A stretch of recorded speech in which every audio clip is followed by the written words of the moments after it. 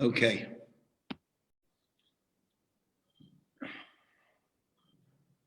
Get my act together now, technology-wise.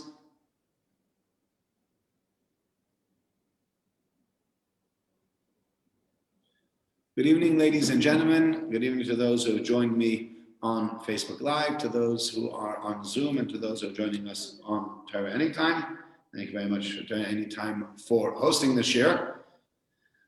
Tonight, I'd like to speak about a few topics. I'd like to give one Dvar Torah about the Parsha, and then I want to move on to some insights on the Haggadah. So if you have a Chumash with you, you'll be looking at page 548, and we are in chapter 1, verse 17. So we're discussing now the carbon olah. The olah was a carbon, an offering that was brought and was entirely consumed by the fire. So the Torah tells us if you have a bird, olah carbon al Hashem, and your carbon is an olah, then so you bring this carbon either from Torim or Bnei Yonah, different types of doves that you bring it. The carbon brings it to Mizbech. He tells you exactly what you need to do. And then the final thing he tells us in verse 17. Veshisa also bichnofov lo yavdil. You split it with its feathers. You don't separate it. V'hiktos hakohen hamizbecha. The kohen has to put it on mizbech alo eitzim ashar eish, on the fire which is on the wood, on the pyre which is there with the fire. Olahu, it's an olah, it's a burnt offering. Ishe rech nerach Hashem. It is a reach nichach, a fire offering which gives a good smell, so to speak, a pleasant thing for God. And Rashi tells us, bichnofov, he says you leave it with its wings as well as with its feathers. And Rashi says the question,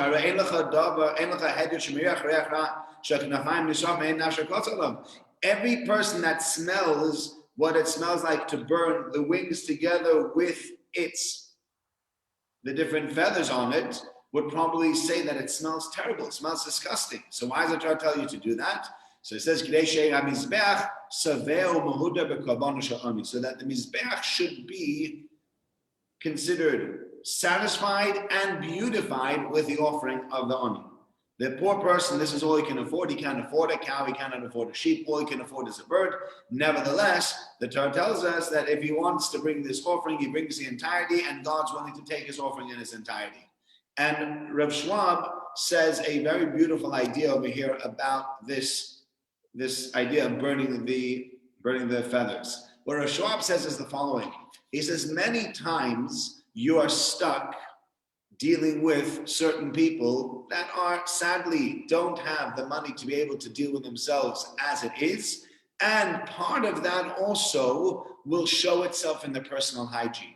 I don't know about you, but I remember we used to have somebody, when I was in Mir Yeshiva, there was a fellow, Nebuch, a person who was homeless, who used to sleep in the shtiblach. So there was a base of medrash that had 24 hours, not 24 hours, but it had minyanim, probably, 18, 19 hours of the day, from 6 o'clock in the morning all the way till 12, 1 o'clock in the morning. The next morning, it was like a minion factory. People came in and people down. It was almost like an MH here. Now, in MH, they wouldn't allow that, but this is Yerushalayim, and this fellow literally slept on the benches in this place, and then he used to wake up in the morning. He always looked disheveled and he looked terrible, and his shoes were open at the end, and then people gave him money and they tried to help him, but to no avail. Wouldn't really help you.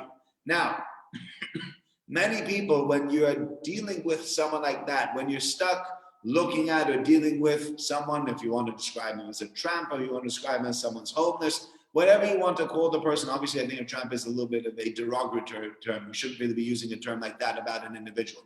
But somebody who's a down and out, somebody who's really in trouble. So sometimes this person sits down next to you. Let's say you're sitting on the metro and somebody sits down next to you. You're sitting on the underground in London and somebody sits down next to you and you're like, "Ooh, this is awful. When was the last time this fellow had a shower? And when was the last time this fellow changed his clothes? And it smells terrible. And he's smelling up the whole room, etc., etc." And you think to yourself, I just don't want to sit next to him. So what Rav Schwab says, the Torah tells us over here, part of treating this individual as a mensch, as a person, is to try to overcome the urge of saying, ooh. Try to overcome the urge of denigrating the person for his lack of personal hygiene. It's often not their fault. Yes, I know I've met some people and sadly they've gotten into a rut. I remember I told this story a few years ago when my mother came to visit us and I went to the airport and I met over there's a famous individual. I think I fell by the name of Emmanuel. I can't remember his first name, but I think his last name is Emmanuel. And he's a famous person that's down and out, and he spends every night. He came over to me in the airport and he said, I spend every night over here in the airport. I'm sleeping here. And over the weekend, could you please help me? If I get 15 or 20 pounds, I should be able to go into a hostel and be able to sleep there, and to be able to have a shower there, and to be able to have a bed. And he was telling me this, and he said, I'm hoping one day I'm going to have, the Haggada housing or whatever the housing association is. They've promised me, Jewish Housing Association, they've promised me a house, or promised me a flat in Gan Eden, and I'm going to go there and things are going to get better. As far as I know, he's been promised that for ages, and it's really up to him. He's not taking them up on it. He doesn't want it. Sometimes people, they've gotten used to their life as living in whatever situation they are in, and they can't make the move and can't make the transition out of that. But regardless of whether this is through their own making or is this through their down and out, and they've lost whatever it is that they have, they can't do it. But we look at these people sometimes and we don't give them the covet, we don't give them the respect they deserve. Just because this individual doesn't have money, just because this individual is not able to take care of themselves, doesn't have a home, doesn't have a family, whatever it is, doesn't make them any less or any worse than you or me. We're all the same. We really all belong to the same God. We're all the same people. And just because he doesn't have the affordability to be able to do these things shouldn't mean that he should be treated badly. Now, you might say, but he's sitting next to me and the smell is really difficult. True. Yes, the smell might be very difficult.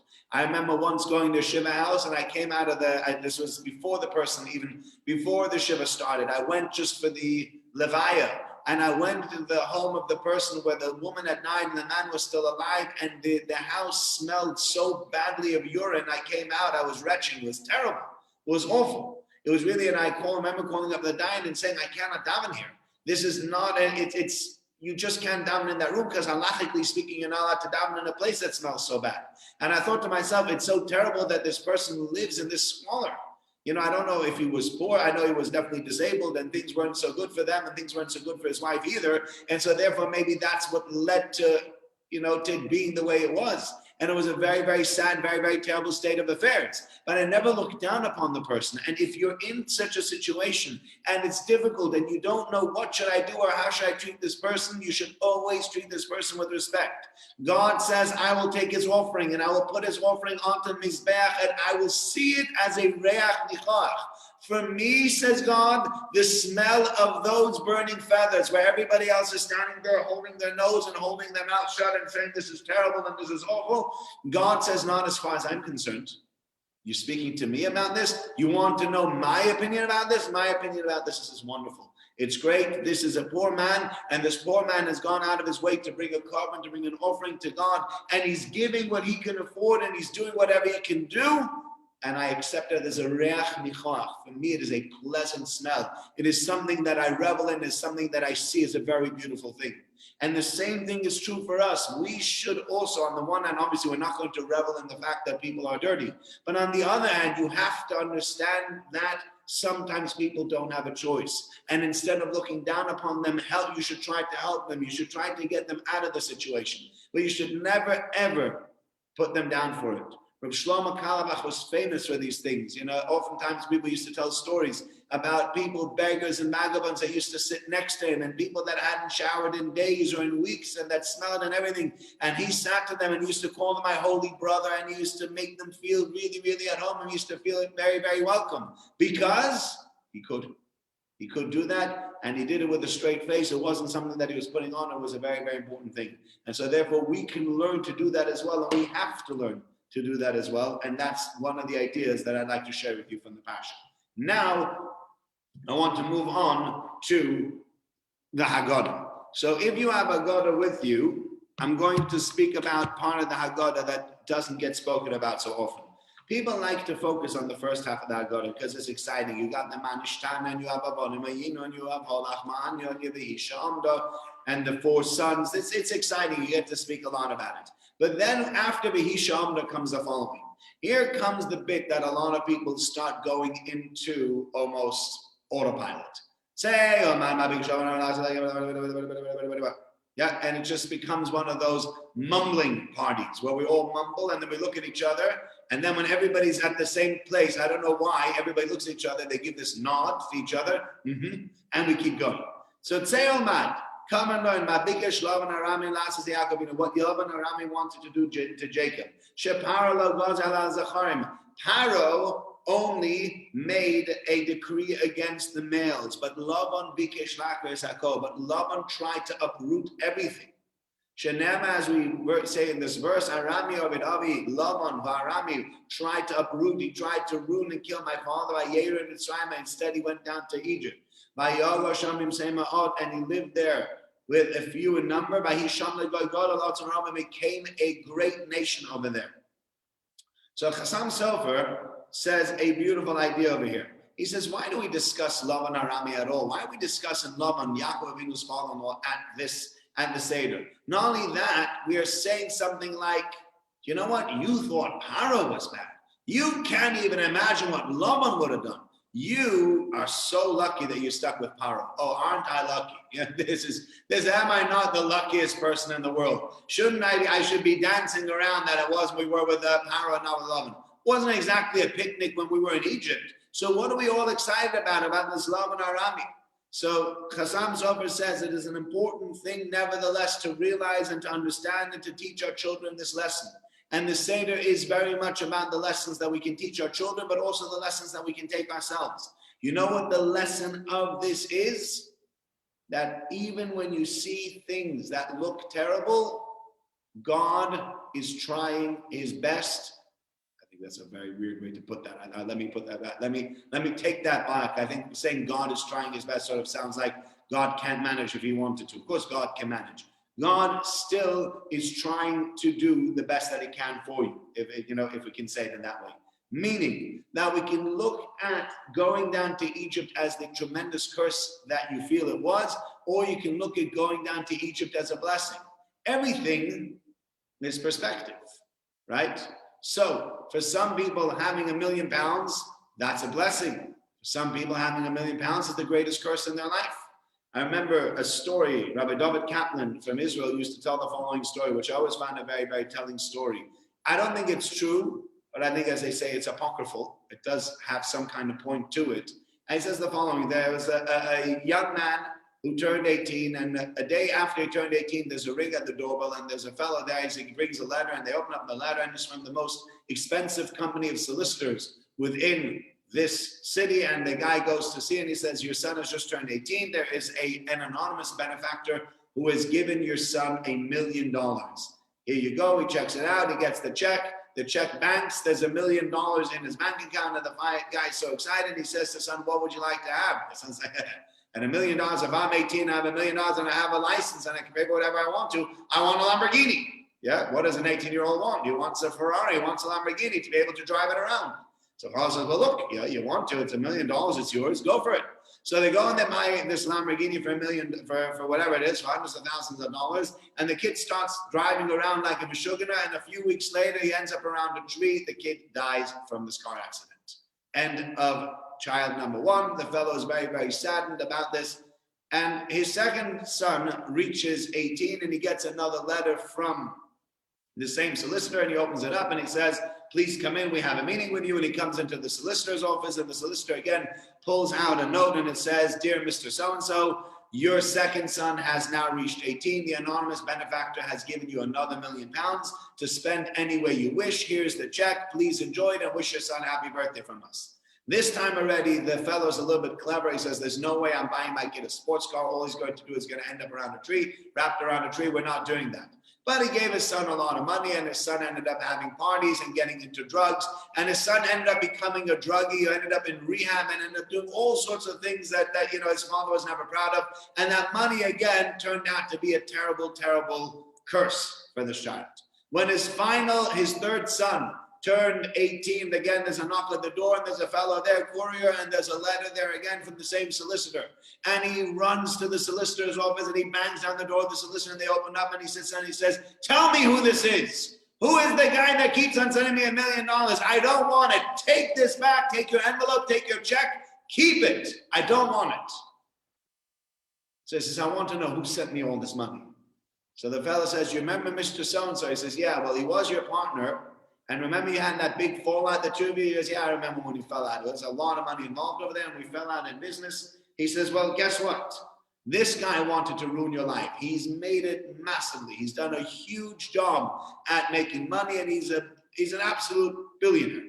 And therefore, he could think of no better way to ruin your life than by giving your children at age of 18, $1 million for them to spend on their own and watch them self-destruct. And that's exactly what they did. Well, I guess he was right. 2 out of 3. You were clever enough to say no at the third one. Now, at the beginning of this story, when you hear that this 18-year-old kid gets $1 million, you say, wow, amazing. What a great opportunity. What this kid can do with that $1 million. Yeah, what did he do with $1 million? He killed himself. What did the next kid do with $1 million? He turned into a druggie. So many people pray to win the lottery, but statistic after statistic and study after study has shown that people that win the lottery are not happier. And in the main, about 50% of them 5 years down the line are broke, have less friends than they had before, are in a worse financial situation than before, and their relationships in their life have crumbled and left with nothing. Because people hear that you've won whatever it is, 20, 30, 50 million pounds, come knocking on your door, they driving you crazy, whatever it might be, and you and your wife start driving each other crazy and everything. It's not always a blessing. I remember a few years ago, there was this couple that won 100-something million pounds in the Euro Millions. And 2 weeks after they won that money, they moved to Spain. They had to move to Spain. They were getting so much mail. They were getting so much post every single day saying, please can you help us with this? Please can you help us with that? They were getting hundreds of letters of solicitation and people everywhere you went, everybody just saw them as some kind of big walking money bag, that they realized that this wasn't the greatest thing that they could happen to them. The money actually destroyed their life and they had to leave everything behind and they had to move. Now, I can think of worse things of having to move to Spain with a few million pounds in your pocket. However, but it still goes to show you that these people, their lives as they knew it, were ruined by this money. So sometimes you look at a blessing and the blessing turns out to be a curse. And sometimes you look at the curse and the curse can turn out to be a blessing. I don't know if I told this story. I can't remember if I told this story. If I did tell this story, I do apologize for telling it again. But this is a story that happened in Israel. There's a famous rabbi by the name of Rabbi Melech Biderman who tells this story from in Eretz Yisrael, and he says the following. He says there was a singer who got a phone call from a family. There's a famous singer in Israel, nothing too famous, but he gets a phone call from a family or from an individual, and this individual calls up and says, "I have a good friend of mine. He's this fellow passed away." And he's left behind a yosem, he's left behind a poor orphan, and this orphan loves music, and he's going to be bar mitzvah next week. And we'd like to ask you if you could come next week to the simcha and you could sing for him. Of course, how much are you going to pay me? He says, well, that's the issue. So the woman means, what's the issue? He says, that's the problem. We can't really afford to pay you. He says, what do you mean you can't afford to pay me? So why'd you call me? I do this professionally. You can't just call me up and start mooching off me. He says, well, we were hoping it's a yosam, and, if you have the date free next week in your diary anyway, why not do a chesed? God always pays back those people that do a chesed. God always pays back those people that give, especially to his children, to his orphans. Come on, push yourself, do a little bit more. So the fellow says, all right, you know what, I'll push myself. And he goes the next week and he sits down next to the bar mitzvah boy and he starts singing with the bar mitzvah boy and he's making this beautiful matzah and they had this beautiful singing and dancing and kumzitz. It was phenomenal. And the guy goes home on a high. He says, you know what? It's always good to do a good deed. It's brilliant. I'm very happy that I did that. 2 days later, he gets a phone call from the Israeli health authority that says, Mr. So-and-so, yes. We don't know how to tell you this. We're very, very, upset to have to tell you. But, the bar mitzvah boy that you were sitting next to has tested positive for corona. That means you now have to isolate for 2 weeks because you were sitting next to the bar mitzvah boy for hours. It wasn't illegal what you did, but the bottom line is now you have to isolate. And the fellow looks at his diary and he starts making all the phone calls to the people where the symbols you're supposed to sing. And he looks up to God and he says, God, what did you do? I gave up one evening for free. I sang for your children for free. And you know what you give me in return? You give me in return? You give me 2 weeks off. I have to get rid of 2 weeks worth of my diary. Why would you do such a thing? Is that what I deserve for doing this mitzvah? This is what I deserve? 2 days later, he starts feeling unwell. And he gets a COVID test. And lo and behold, this fellow now has COVID as well. And now he's really fuming. He goes, not only did I have to sing one night for free. Not only did I have to cancel 2 weeks worth of bookings in my diary, I now have COVID. I don't know how I'm going to recover. I'm not sure I'm going to be better afterwards. Is my career going to be shot and gone by this COVID? Very, very upset. A few weeks after that, he's now recovered. He's back into singing. He gets a phone call on his mobile and he picks up the phone, an American number, says, hello. He says, yes, is this Mr. So-and-so, the singer? He says, yes, this is he. So the fellow says to him, he says, listen, we wanted to know, would you be able to come to America? We're making a big bash in America for Yisraelim, for orphans, and we want you to come up and you to be the singer. The guy says, you want me to be the singer? You sure you got the right number? I'm not some kind of big time singer. He goes, yeah, we know for sure what we're talking about. We want you to come over. So the guy says to him, he says, I don't understand. How did you get my name? How did you get my number? How do you know about this? So they said, well, listen, we never really considered calling you. You weren't really on our list of people to call. This wasn't really what we were planning on doing. However, one of the people in our organizations 5-6 weeks ago was in Israel. There's a young Yosem, a young orphan that he was friendly with that was at this bar mitzvah. And he said, suddenly you walked in and you put your arm around this poor young orphan and you started singing and the whole mood of the bar mitzvah changed and you lifted up this bar mitzvah like nobody else could lift it. And it was so beautiful and it was so amazing that we therefore decided that we wanted to bring you over. This guy called me at the end of the event. He says, I don't know what this guy does, but if we ever make an event in America that has Yisraelim, this is the man you have to bring over. So I'm taking his advice and we would like you to come over. He goes, oh, wow. Are you going to be paying me? He says, yeah, for sure. We're going to be bringing you over. You'll come over for half a week. We're going to pay you a business class ticket from Tel Aviv to America. We're going to pay you a nice hotel. And they tell him a tremendous amount of money. Phenomenal amount of money, much more than he would have made in the last few weeks in Israel. Way, way more than that. He goes, all right, yeah, where do I sign? He says, no, you can't sign on the dotted line yet. There's one more point. So, all right, what's the last point? So he said, well, we can only take you if you've had COVID already. Have you had COVID already? The guy says, yes, I've had COVID. Well, okay, well, then we have a deal. So he has a deal, he signs the paper, and he went off and he made much, much more money than he would have made for those 2 weeks that he took off. Now, when you're sitting imagine put yourself in the shoes of this singer. He was sitting at home and he was sulking. He was saying to God, I don't understand you. I did a chesed for you. I'm singing for your children who are Yisraelim, who are orphans. And I did it for free. And instead what you did is you cleared on my calendar for 2 weeks and you gave me COVID. Why? Why do I deserve this sort of treatment when all I've done was a good deed? This is not the way you should treat people who are trying to do a good deed. And God says, you just wait. Let me figure it out, okay? I got this one. Don't you worry about my judgments. Don't you worry about my calculations. I know what I'm doing. Suddenly, 6 weeks later, he looks back and he says, wow, amazing. I made so much more now. It was such a bracha that I went to sing by this person. And the fact that I was willing to give up, the fact that I was willing to move beyond myself has been a tremendous blessing. It's not been a curse. I sat with somebody yesterday, and he told me the following story. It's a true story. Is that there was a fellow that came to see me. I am part of this story because it happened with me as well. This fellow called me up. It was a few years ago already. So this is a COVID compliant story. You don't have to worry about it. This fellow called me up and he said to me, I have a cousin, and this cousin's really upset about something. Can he come and speak to you? I said, all right, let him come speak to me. So he comes in and he starts talking to me about how he's upset and how he has a coworker and the coworker is making his life so difficult. And he said, I gave him advice at the time. And he called me back some time ago, about 6 months ago. He says, I have a chance to make peace with this fellow. Should I make peace with the fellow that I was so upset with? He's coming to Manchester. I'm going to be sitting with him at a simcha anyway. Should I make peace? I said, listen, it's been that many years. Come on, let go. You've now established yourself in Manchester. Make peace for yourself. Make peace with the guy. Now, the guy went and he made peace. It wasn't easy for him to go out. He says, I don't feel comfortable doing it. It's going to be very hard. It's going to be very awkward. But he went out of his way and he made peace with this fellow anyway. In the meantime, in the last 3 months, he's not only been offered a job that's paying him probably 1.5 times as much as he was being paid originally, a better job than he had.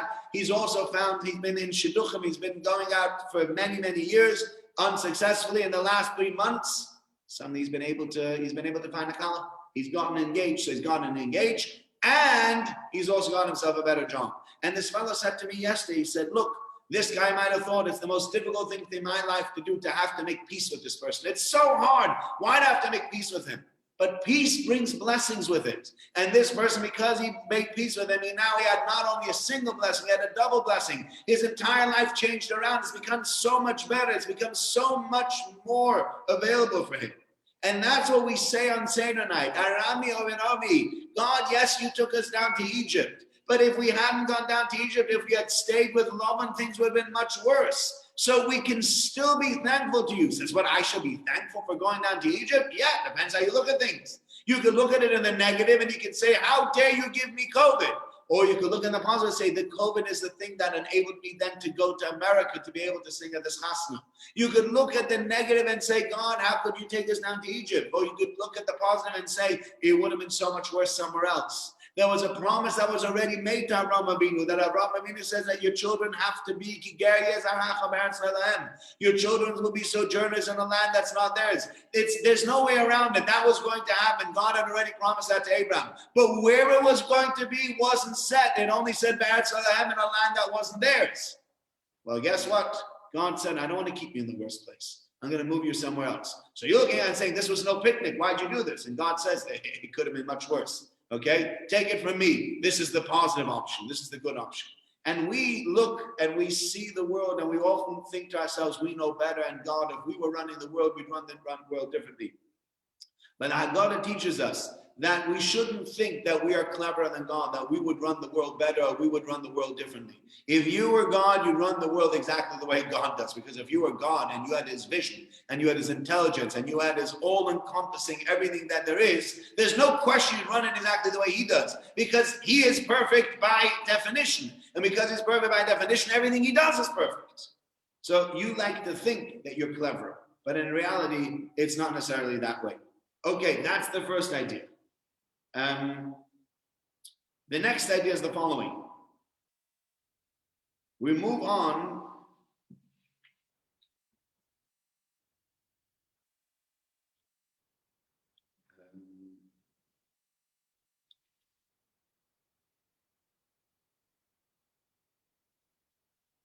to the next bit. The next verse says, or two verses further down, we screamed out to God, the God of our fathers. God heard our voice.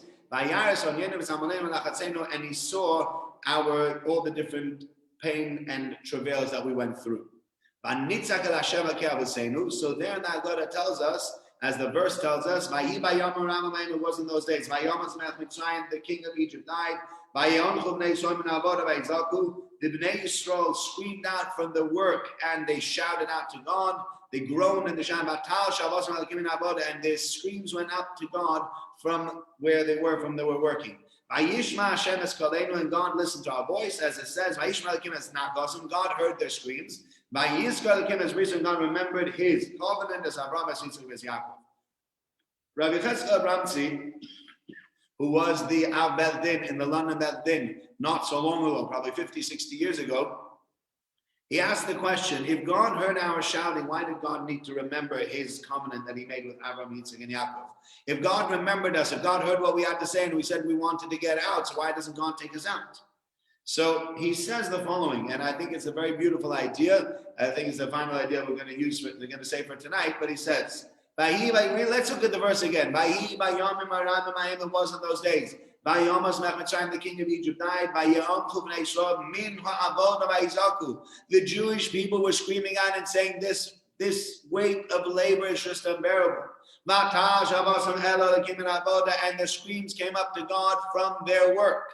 Why does he keep on telling you from their work? So there's a mashal. He doesn't mean this mashal, but this is the way I explain it with the following mashal. It's a famous story that they tell. Again, this is a parable, it's not a true story. They had a king. All these mashalim, a lot of these parables start off with a king. So you had a king who had a son who was a little bit wayward. And the king had to send his son away. So he sent his son away and his son ended up in the dungeon somewhere in some kind of other country. He had behaved very, very badly. And the king wanted to get him out, wanted to get his son out. So he sends one of his trusted ministers or trusted soldiers, and he comes to the dungeon and there's a pit down there and he screams, hey! And the fellow goes, oh, who's up there? He says, well, it's me, so-and-so. I am the minister of the king in your father's country. He goes, oh, yes, I remember you. Thank you so much for coming. So he says to this young man in the prison, in the dungeon, he says, what your father wants to know what I can do for you. Tell me what you'd like him to do for you.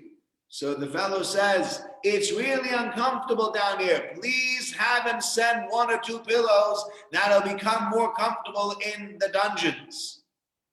And the fellow's like, are you sure that's all you want? Yes, send the pillows. I need pillows. So they came back to the father and they said to the father says, so what did he ask for? And they're like, he asked for pillows.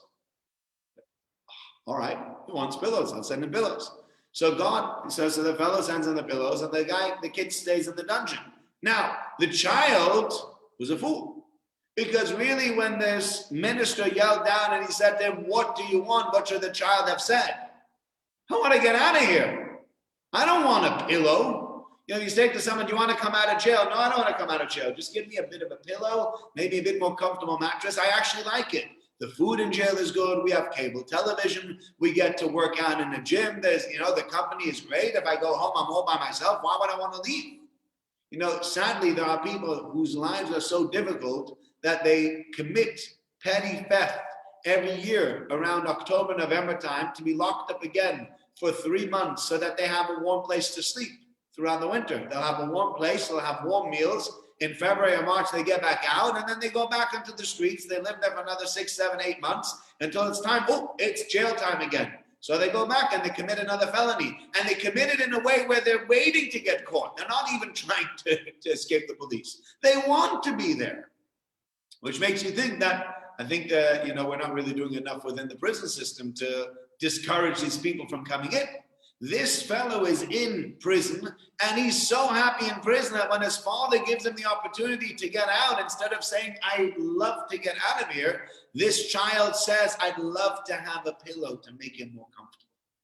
And so therefore, when we say, you screamed out to God, what did the Jewish people scream out about? Did they scream out to God, get us out of Egypt? To which he says, no.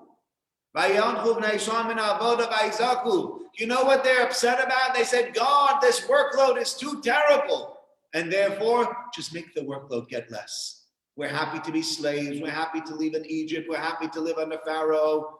This is just a little bit too much work. If you could turn down the volume just that slightly, perfect. And God says, that's all you want? You don't want to get out of here? You don't want to come out of Egypt? All you want is that pillow inside prison? You don't want to get out of prison? So in reality, maybe God should have left the Jewish people in. That's what it means. Their scream came up to God from their work.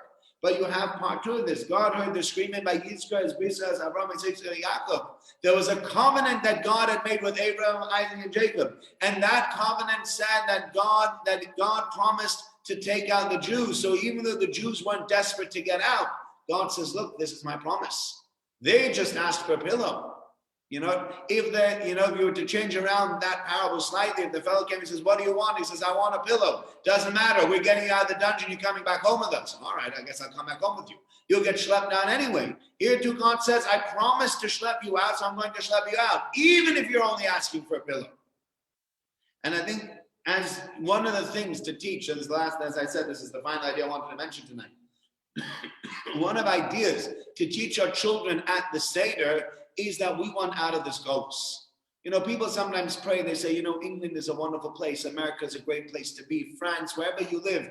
We love our life over there, and if we could just have that little bit less anti-Semitism, it'd be wonderful. If we didn't need a CST and we didn't need to worry about people sort of screaming at us from the cars, and everybody would accept us in society instead of having the racism and having the anti-Semitism, Manchester would be a wonderful place. They say to people, would you not want to move to Israel? Israel? What? You want me to live in a flat instead of a house, and I'm not going to have a garden, and I'm going to have the rowdy Israelis who are going to push me in the makolet, and I'm going to have to subside on milk that comes in bags instead of plastic containers? Who wants to live in a third world country? Now, first of all, Israel is a first world country. I think we can all agree Israel is quite a first world country. It's made its way up very, very well through the ranks, very much from third world. From the beginning in the 1948, 1950s, it might have been third world. Today, it is a first world country, and everybody will agree it's a first world country that puts out more technology and more high tech per capita than almost any other country, and that has developed itself into a major economy. But people don't want to go. And we have to realize that God says, I want you to want to get out. Don't look at Manchester and say, if we could just get rid of X, Y, and Z, then life will be comfortable in Golis. Then life will be comfortable here in the diaspora. We don't want to be in the diaspora. We want out of the diaspora. And if you keep on praying just for a better diaspora, all you're doing is you're praying for a pillow in the dungeon rather than saying, God, get me out of here. And so therefore, we as a people need to realize, and we need to teach ourselves and teach our children at the Seder night, that Seder is all about realizing and recognizing that we want to end our shibud, our enslavement over here. We don't want to really be living in Manchester forever. We want to move to Israel with Mashiach. We want Mashiach to come, the Messiah to come. We want things to change. And only then, only when we change our attitude from we want to have a better dungeon to we want to be out of the dungeon, at that point God can turn around and can say, okay, the people want out, and I want to keep my promise to get them out. If we want out and he wants to take us out, please God, hopefully God will take us out, and this will be the year where we'll not only get out of the problems of Corona, because people are just praying, get us out of Corona. Forget about getting out of Corona. We want to get out of Corona and Golos and the diaspora and everything else. We want Mashiach. When Mashiach comes, Corona is going to go as well. Davening only for Corona to go away is short-sighted. Again, it's saying, you know what? I don't believe God's going to take us out of this exile. So you know what? Corona is good enough. Why stop at Corona? God, take us out of this exile, get rid of the Corona, bring us to Israel, bring us Mashiach, bring us back. Think big, pray big. And if you think big and pray big, hopefully you'll get answered big as well. So those are the ideas for tonight. Again, thank you to those who join me on anytime. Thank you to those who join me on Facebook Live and who join me on Zoom.